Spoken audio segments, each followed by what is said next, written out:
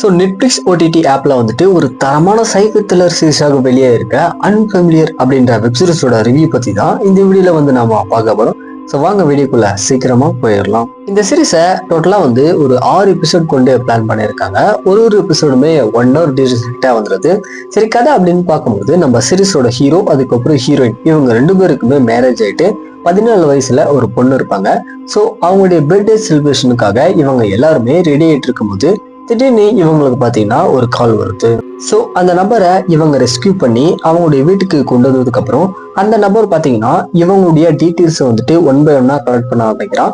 So இதுக்கப்புறம் நடக்கக்கூடிய சம்பவம்லாம் என்ன, உண்மையிலே நம்ம சீரிஸோட ஹீரோ அதுக்கப்புறம் ஹீரோயின் வந்துட்டு யாரு அப்படின்றத இந்த சீரிஸ்ல பாத்தீங்கன்னா சொல்லியிருக்காங்க.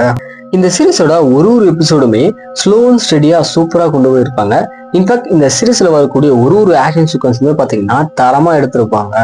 அதோட நம்ம சீரிஸோட ஹீரோ அதுக்கப்புறம் ஹீரோயின் இவங்க 2 பேருமே உண்மையிலே யாரு அப்படின்ற அந்த பேக் ஸ்டோரி சொன்ன விதவுமே பாத்தீங்கன்னா இந்த சீரிஸ்ல வந்துட்டு அருமையா இருந்துச்சு பாக்குறதுக்கு.